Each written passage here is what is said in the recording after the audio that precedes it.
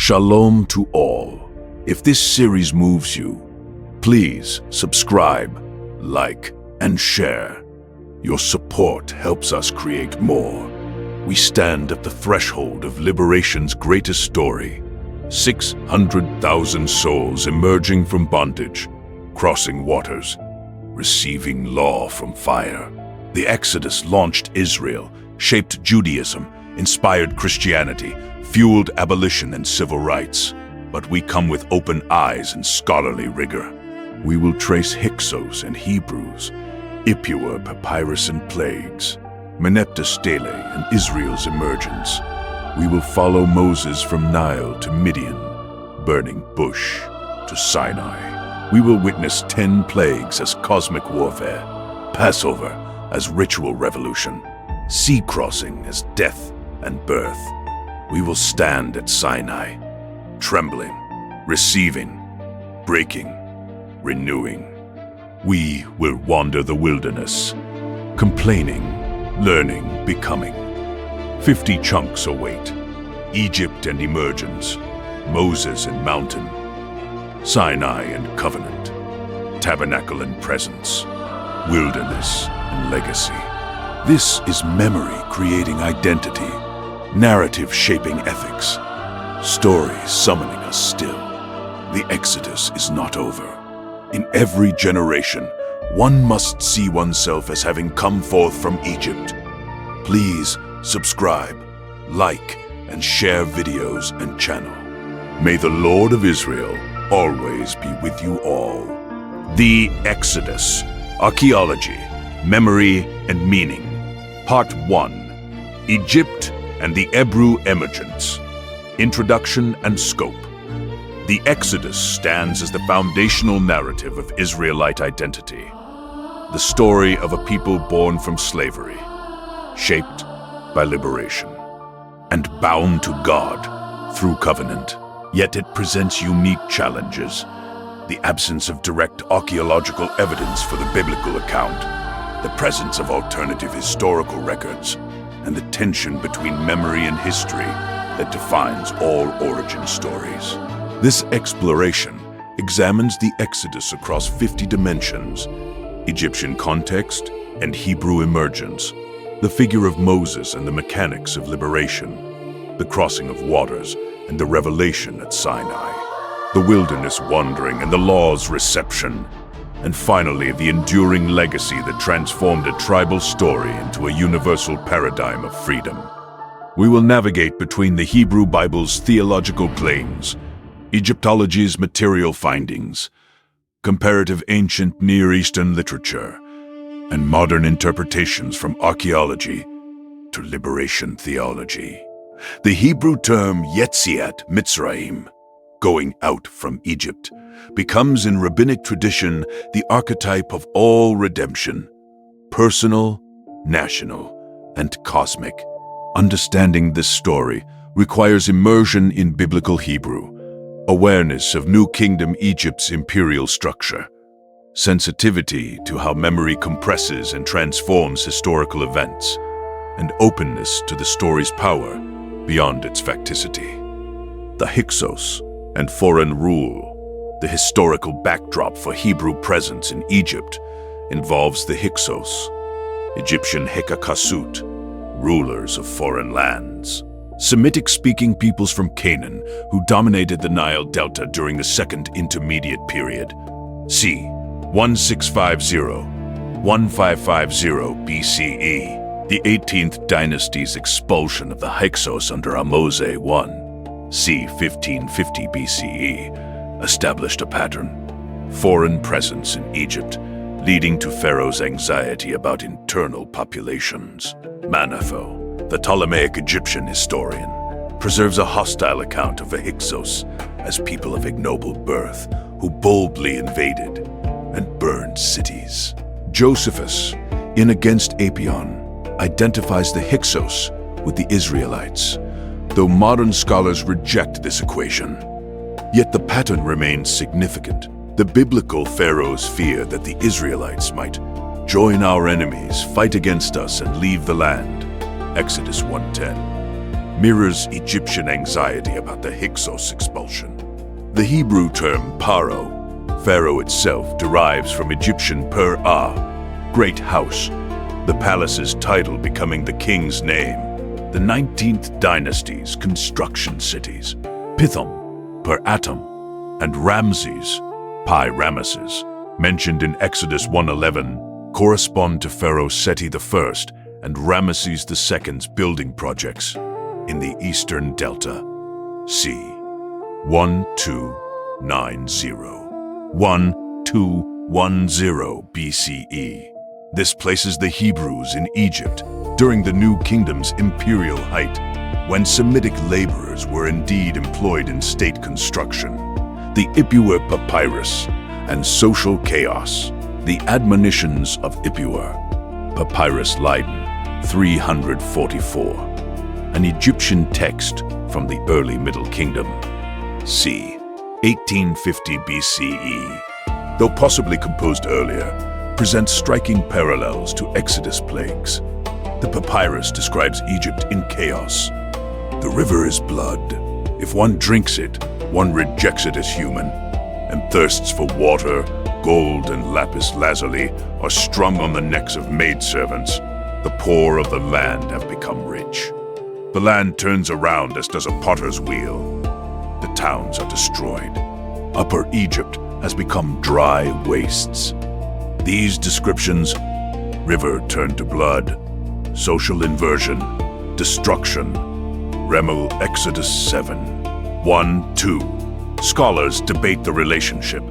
Does Ipuwer reflect folk memory of natural disasters later incorporated into the Exodus narrative? Or do both texts draw on common ancient Near Eastern motifs of cosmic disorder? The Hebrew Bible's plague sequence, blood, frogs, lice, flies, pestilence, boils, hail, locusts, darkness, death of firstborn, follows a pattern of increasing severity, culminating in the Passover. The Egyptian hymn to the Aten and Book of the Heavenly Cow also contain destruction imagery.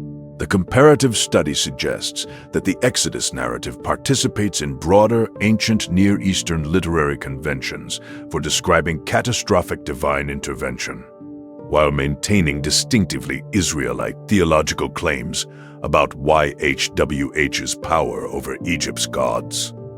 The Merneptah Stele and Israel in Canaan. The Merneptah Stele, c. 1208 BCE, discovered by Flinders Petrie in 1896, provides the first extra-biblical mention of Israel. Israel is laid waste, his seed is not. This victory inscription of Pharaoh Merneptah, Ramesses II's successor, places a people called Israel in Canaan during the late 13th century BCE, consistent with biblical chronology for the conquest. The determinative, hieroglyphic sign for Israel shows a people rather than a city-state, suggesting nomadic or semi-nomadic status. This evidence establishes that Israel existed as an ethnic entity in Canaan by 1208 BCE, whether they arrived via exodus from Egypt or emerged indigenously. The debate between conquest model, peaceful infiltration model, peasants' revolt model, and indigenous origins model has dominated biblical archaeology since the 1960s. The Hebrew Bible presents multiple traditions. Joshua's rapid conquest, Joshua 1:1-2, gradual assimilation, Judges, and peaceful settlement, Ruth.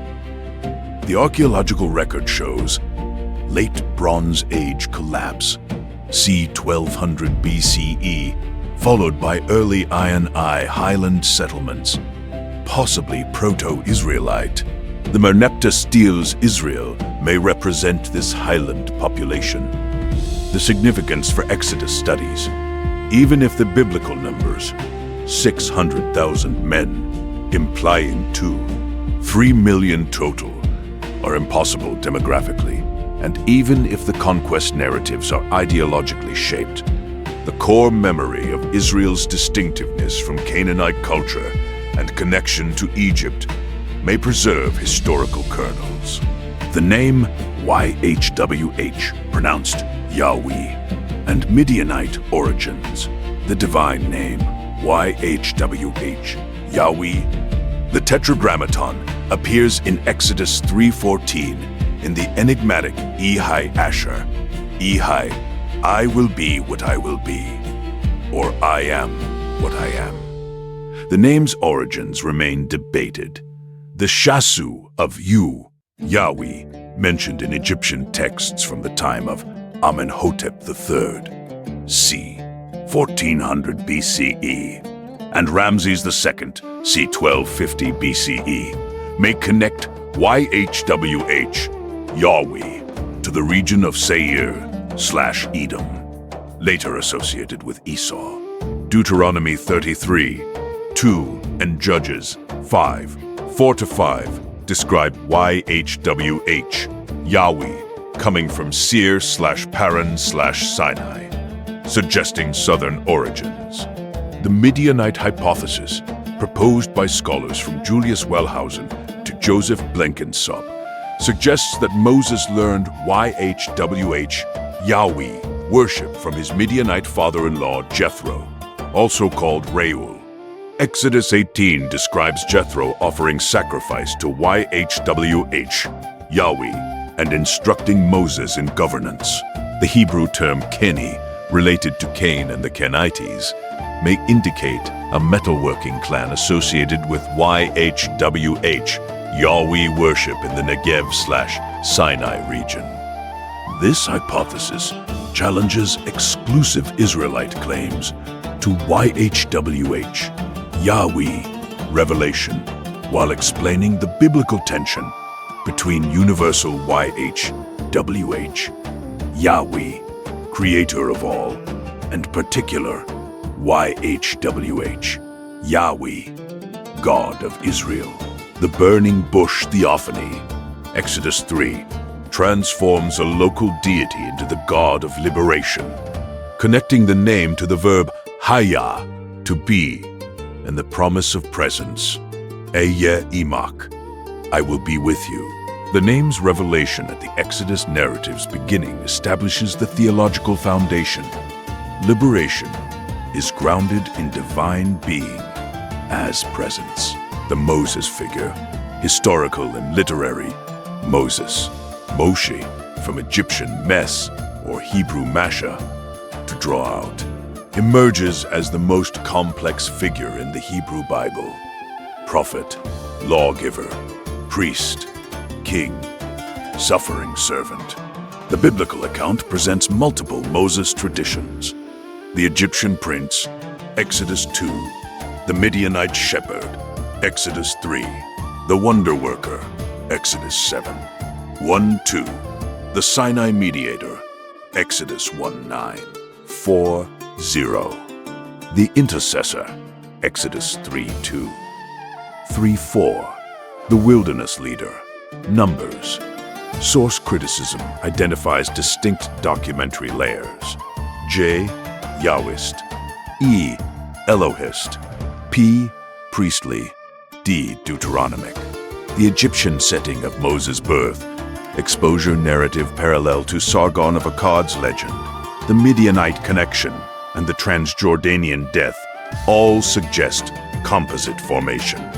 Yet the figure's persistence across all biblical sources and the absence of any Israelite tradition without Moses suggests historical memory of a founding leader. Sigmund Freud's Moses and Monotheism, 1939, proposed that Moses was an Egyptian follower of Akhenaten's monotheism, provocative but unsupported. Jan Assmann's Moses the Egyptian, 1997, traces Moses as a figure of counter-religion against Egypt's cosmic order, Ma'at. The Hebrew Bible's Moses is simultaneously the most Egyptian and the most anti-Egyptian of figures. Raised in Pharaoh's house, yet destroying Egypt's gods. Learned in all Egyptian wisdom, Acts 7:22, yet leading an exodus from Egypt's civilization. This paradox makes Moses the perfect mediator between the culture of oppression and the culture of freedom. The plagues as cosmic warfare, the 10 plagues Makot, represent not merely natural disasters but cosmic warfare, YHWH's, Yahweh's defeat of Egypt's gods. Exodus 12:12 states, "Against all the gods of Egypt I will execute judgments. I am the Lord." Each plague targets a specific Egyptian deity. The Nile turned to blood attacks, Hapi, god of the inundation. Frogs invade the space of Heket, frog-headed goddess of birth. Darkness defeats Ra, the sun god. The death of the firstborn defeats Pharaoh himself, considered divine son of Ra. The Hebrew term Netzach, victory/eternity. In Exodus 15:3, the Lord is a man of war, describes this divine warrior aspect. The plague narrative follows a pattern. Moses demands release. Pharaoh hardens his heart, Hikbid Lev. Plague comes. Pharaoh relents, then his heart is strengthened. Hazak Lev, or YHWH, hardens it, which Badti Lev. The hardening motif presents theological challenges. Divine sovereignty versus human responsibility. The rabbis resolve this by distinguishing initial self-hardening from subsequent divine confirmation. The plagues escalate from discomfort, frogs, to destruction, death, demonstrating YHWH's Gedula, greatness, and Netzach, victory, while educating Israel, Exodus 10:2, that you may tell your children and grandchildren. The plague sequence also prepares for Passover. The blood of the lamb, Dam HaPasach, on doorposts protects Israel while destroying Egypt, establishing the paradigm of redemption through substitution and covenantal marking. The Passover ritual and theology. The Passover, Pesach, from Passage to Passover, or to protect, represents the Exodus narrative's ritual center, transformed from family sacrifice to centralized temple observance to home-based Seder. Exodus 1:2-1:3 prescribes the original Korban Pesach, lamb or kid, male, year-old, without blemish, slaughtered at twilight, being ha'arbayim, blood on doorposts and lintel, roasted whole, not boiled, eaten with unleavened bread, matzah, and bitter herbs, maror, in haste with loins girded, staff in hand, shoes on feet. The Hebrew chipazon, haste, captures emergency and readiness. The ritual's apotropaic function, blood marking Israelite homes for protection, echoes ancient Near Eastern practices, while transformed into historical commemoration. Deuteronomy 16 shifts observance to the central sanctuary. 2 Chronicles 30 and 35 describe Hezekiah and Josiah's Passover renewals. After the temple's destruction, the rabbis transformed Passover into the Seder, order, codified in the Mishnah and Talmud, with the Haggadah, narrative, as liturgical text. The theological core, avoda, service, transformed, from Pharaoh's forced labor to God's free service. Chametz, leaven as symbol of puffiness, corruption, hurried departure. Matzah as bread of affliction, lechem one, and bread of freedom. The Passover becomes in Jewish tradition the paradigm of all redemption. In every generation, one is obligated to see oneself as having gone out from Egypt. Haggadah. This anamnesis, making present the past, establishes the Exodus as ongoing reality rather than concluded history. The crossing of the sea, miracle and meaning. The crossing of the Yam Suf, Reed Sea, Red Sea, represents the Exodus narrative's dramatic climax. Liberation completed. Egyptian pursuit defeated. Israel's birth as a people. Exodus 1:4. 1:5 presents multiple traditions. The pillar of cloud fire separating camps, Moses stretching hand over waters, the strong east wind, Ruach Kadim, blowing all night, the waters as wall, Choma on right and left, the Egyptians' chariot wheels clogged, the sea returning at Moses' signal. The Hebrew term, Kiryat Yam, splitting of the sea, becomes in rabbinic tradition the ultimate miracle, requiring even greater faith than the plagues. The Song of the Sea, Shirat HaYam, Exodus 15:1-8, among the Hebrew Bible's oldest poetry, celebrates YHWH as Ish Milchama, man of war, Gibor, hero, throwing horse and rider into the sea. The poem's archaic Hebrew and Canaanite parallels suggest early composition, but crossing's geography remains debated. The northern route, Lake Serbonis Bardaville, the central route, Lake Timsah Bitter Lakes, or the southern route, Gulf of Suez Red Sea. The Reed Sea translation, Suf equals reeds/papyrus, suggests shallow freshwater rather than deep saltwater, allowing for naturalistic explanations, wind set down tidal phenomena, alongside miraculous interpretation. The theological significance transcends geography. The sea represents Tehom, the primordial deep, chaos defeated by divine Ruach, wind spirit, creation reenacted as Israel emerges from watery chaos into covenantal order.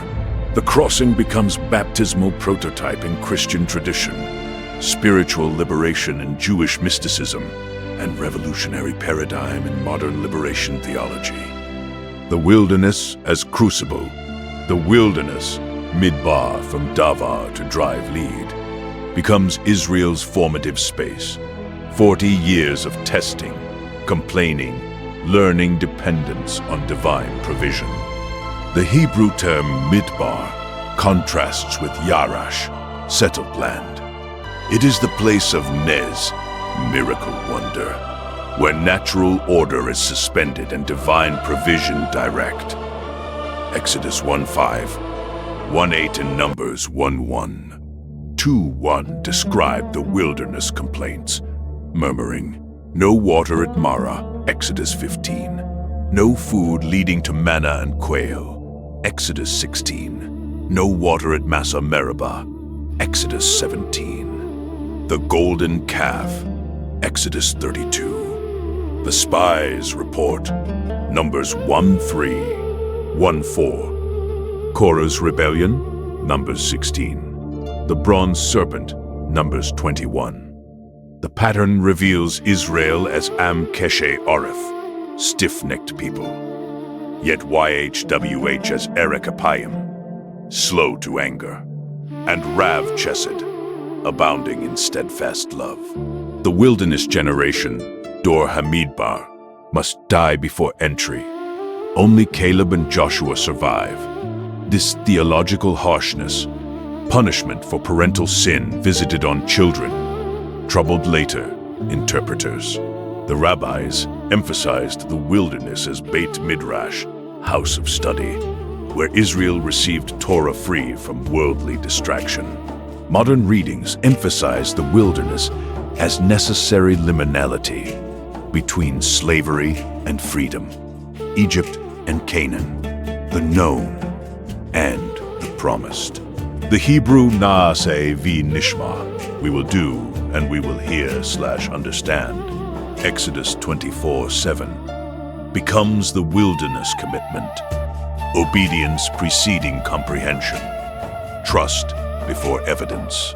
The wilderness thus represents not merely geographical space, but spiritual condition, the necessary passage through uncertainty toward covenantal maturity.